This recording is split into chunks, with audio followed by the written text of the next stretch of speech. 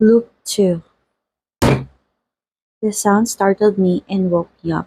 I jolted awake from sleeping, with my head in my arms, to sitting up straight and looked around frantically. How long had I been sleeping? I should drive back to my condominium and sleeping in my warm, cozy bed. Dr. Tin! How could you fall asleep?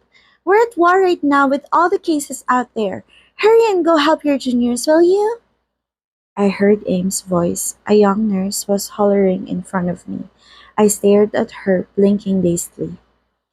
My shift ended. I stood up instantly, stroking my messy hair. I'm sorry for dozing off. I'll get going now. Your shift ended? Dr. Tin, you're ridiculous. We're still in the evening shift. Aim glanced at the food, which I wasn't aware of when it was put on my table, and sighed. Oh my, did you fall asleep while eating? Are you alright? Do you want to take a day off? What? I've never been this confused in my life. It felt like I was having a deja vu. What time is it? It's 9:15. Aim put her hands on her hip. You sure are sick. You've never been this dazed. What was happening? I looked around the small dining room.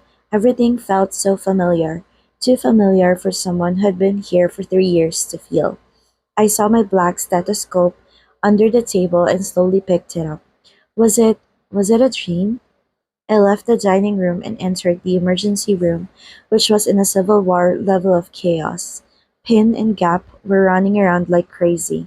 There was an extern rushing toward a fresh case that was just wheeled past me. As I stood there, stunned, I heard one call my name. Pitin, help me! And then I realized there was something wrong with what was happening right now. One ran to me. Pitin, there's a recent case. The male, 52, has asthma. Used bronchodilators and an inhaler. He felt more tired than usual for 30 minutes before getting to the hospital. The first vital signs include tachycardia, an oxygen level of 94%, and wheezing sounds from both lungs. So I administered an inhaler treatment. He's already received 3 doses but is still very tired. But the oxygen level is looking good. I tried to calm myself down as I listened to one reporting the case. Everything had happened already, I was sure. This old man was the one I had just inserted a breathing tube into and sent to the ICU. There was no way he could still be here, struggling to breathe in front of me in the ER again. I grabbed one's arms with a frightened face. He looked up at me in shock. I I finished my shift. I was not sure what I was saying. I have already intubated this patient. He should be in the ICU now. What do you mean? One seemed confused by my words and actions. I let go of one's arms and rubbed my temples. What the hell was happening?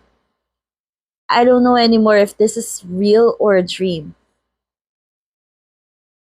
I think you should take a break first. I can ask Pipin to help me. One's face was filled with worry. You look sick. I rubbed my tense temples, feeling like vomiting. I I'll be back. I staggered back to the dining room and dropped myself onto the same chair. I stared at the food that was left on the table. It was the food I bought before starting my shift. I eventually found the time to eat it at about 9 o'clock. It should not be here. It should have been thrown away into a bin long ago. I felt dizzy again when I thought about it.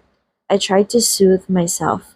This mixture of feelings inside my head was too much for my body to handle. The accident victim is unconscious! The familiar sound sneaked into the room and startled me. I rushed to the door and saw what was happening clearly. The familiar accident case was wheeled into the area for critical cases. Pin hastily ran to examine the patient. The man on the orange stretcher was the same man that had already died. I was sure of it. I could recognize his face easily. It saddened me because it was the face of a young man that would one day grow up to be an important figure of a country. The sight made my dizziness worse. My hands were around my temples. I got back to the chair and put my head on the table.